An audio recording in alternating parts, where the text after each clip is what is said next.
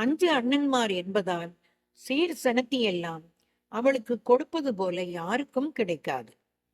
எந்த சீமையிலிருந்து யோகக்காரன் மராசனா வரப்போறானோ என்று ஊர் பெருசுகள் பேசிக்கொள்ளும்.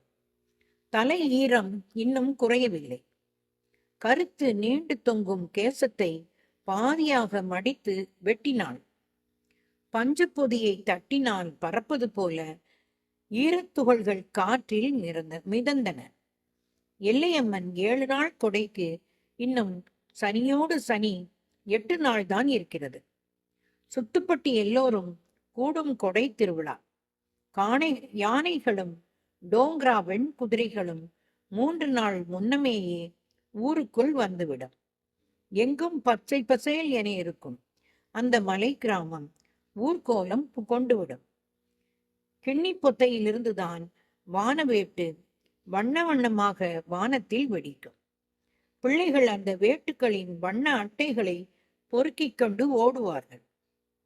பொன்னம்மாவும் அவளது தோழிகளின் கண்களும் விரிந்து கிடக்கும் காலம்.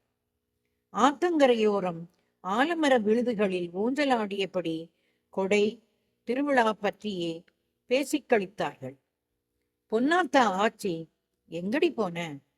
இப்படி சின்ன பிள்ளையாட்டம் ஆட்டம் போடுற வயசா என்று சத்தம் போட்டபடி ஆத்துக்கு வந்தால்தான் கூட்டம் கலையும். அடுத்த நாள் கோயில் திருவிழா ஆரம்பமாகிவிடும். அவளும் தோழிகளும் என்ன உடை நகை போட்டு வரவேண்டும் என்று தீர்மானித்து கொண்டனர். அவர்கள் எதிர்பார்த்ததை விட எல்லையம்மன் கோயில் திருவிழா களை கட்டி இருந்தது. எங்கும் பிள்ளைகளுக்கான மரப்பொம்மைகள், வண்ண வண்ண மாலைகள், பாசி வளையல்கள் என்று எல்லாம் முதல் நாளே வந்துவிட்டன. அதுபோல பெண்களுக்கு தேவையான மூலிகைகள், வண்ணப்பொடிகள், கோலமாவுகள், உப்பு மரவை, வட்டில்கள், அஞ்சரை பெட்டிகள் என ஜாமான்கள் குவிக்கப்பட்டிருந்தன. பொன்னம்மாவும் அவளின் தோழிகள் 5 பேரும் கை விரல்களை பிடித்து கொண்டு நடந்தார்கள். விடலை பிள்ளைகளை பார்க்க வரும் வாலிப பையன்கள் நீண்ட தலைமுடியை சரியாக கோதி சருகை உருமால் கட்டிக்கொண்டு எந்த பெண் பிள்ளையாவது சிக்கிவிடாதா என்று அலைந்தார்கள். இந்த எந்த பெண் பிள்ளையாவது சிக்கிடாதான்னு அலையிறது எந்த காலத்திலையும் இருக்கிற கதையாத்தான் இருக்கு. பொன்னம்மாவை எல்லா கண்களும் மொய்த்தன. சில கண்கள் மட்டும் கூடவே சுற்றி வந்தன. பொன்னம்மாவின் தோழிகள் எதுவும் கண்டுகொள்ளாதது போல சிரித்து பேசிக்கொண்டே கடைகளுக்குள் நுழைந்து வெளிவந்தார்கள். எல்லோரும் இவ்வளவு கடைகள் வரும் என்று எண்ணாததால் காசு கொண்டு வரவில்லை. மறுநாள் கொண்டு வரலாம் என்பதோடு கலைந்தார்கள். அடுத்தடுத்த நாட்களில் அவர்கள் குருவி நுழைவது போல மூலைக்கு மூலை போய் சதுர கட்டங்களாய் திருவிழா கடைகளில் நடந்து தீர்த்தார்கள்.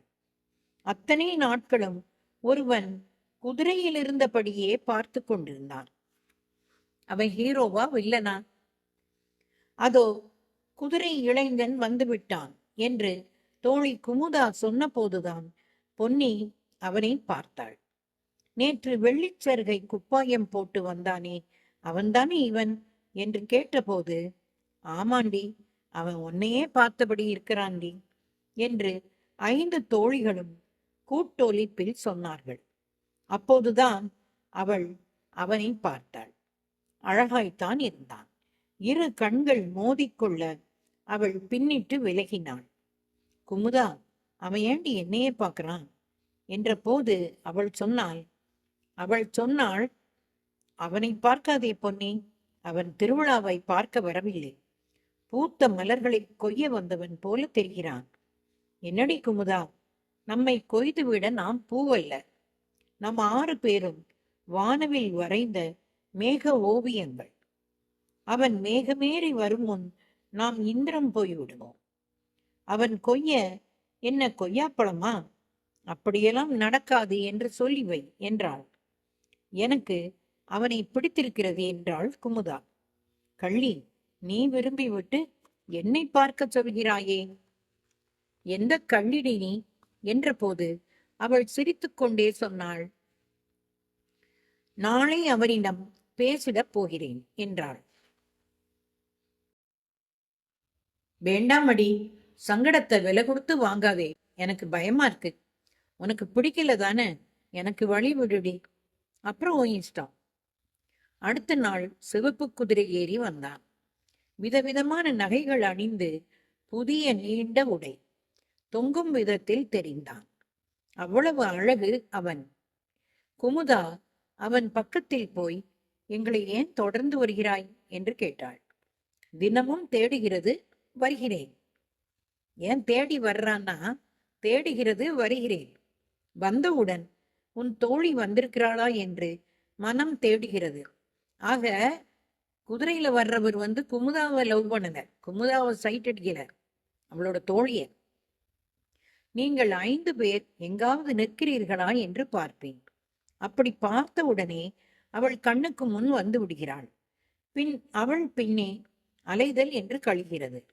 அவளிடம், நான் பேசலாமா, நீ ஏற்பாடு செய்து தருவாயா, கெஞ்சியது அவன் குரல். அவள் ஏதும் பதில் சொல்லாமல் பின்னிட்டு ஓடி வந்தாள். நெஞ்சு படபடக்க, அவன் ஓன்ட்டு தான் பேசணுமா என்றாள். போங்கடி, நீயும் அவனும் என்று சொல்லிவிட்டு சீக்கிரமாக வீடு திரும்பினார்கள். அதனால இந்த நிகழ்வுல அந்த பையனுக்கு தான் பிடிக்குதே ஒழிய குமுதா அவனை அன்பா பார்க்கல. அவளுக்கு அவனது வெள்ளை உடையும் செங்குதிரையும் கண்ணில் நின்றன. சில சமயம் மனதில் தோன்றும் ஓவியங்களை அழித்துவிட முடியுமா என்ன? உள்ள திரையில் ஓவியம் வளர்ந்து கொண்டே இருந்தது. அடுத்த நாள் அசோதை சொன்னாள், அவன் சரியான பெண் தேடியா இருக்கிறான் போல. நேற்று இரவு முழுவதும் செங்குதிரையை விட்டு அவன் இறங்கவே இல்லையாம். குதிரை தூங்குவது போல தூங்கிக் கொண்டிருந்தானாம். என் அண்ணன் சொன்னாரடி, குமுதாவோட அண்ணன் பார்த்தாச்சு. அடுத்த நாளும் அவன் வந்தான். அவன் கண்கள் தூக்கச் சடவில் கிறங்கி கிடந்தன. அவளுக்கு அவன் எப்படி இருப்பான், அவளுக்கு அவன் அப்படி இருப்பானோ என்று தோணியது. அதிகம் யாரிடமும் பேசாது இருப்பதை பார்த்த குமுதாவிற்கு என்னவோ பொறி தட்டியது. திரும்புகையில் பொன்னியிடம் கேட்டாள், என்னடி மௌனம், பெரிய யோசனை போல. எனக்கும் அப்படித்தாண்டி இருந்தது. அவன் கெண்டை மீன் கண்ணிமைகள் படபடப்பது நல்லா தெரியலையாடி. ரசிக்க ஆரம்பிச்சா. ரசிக்கத்தான் செஞ்சா குமுதா. 7ஆம் நாள் திருவிழா முடியும் போது அவளும் அந்த முடிவுக்கு வந்திருந்தாள். அடுத்த நாள் அவன் அவர்கள் குளிக்கும் ஆத்தங்கரைக்கு குதிரையில் வந்து விட்டான். வந்தது கூட ஒன்றுமில்லை. அவளிடம் பேச வேண்டும் என்று அடம் பிடித்தான். குமுதாவை கூப்பிட்டு சொன்னான். அவள் பேச மறுத்து திரும்பிய போது, நாளை வருவேன், நல்ல பதில் வேண்டும் என்று சொல்லிவிட்டு போனான்.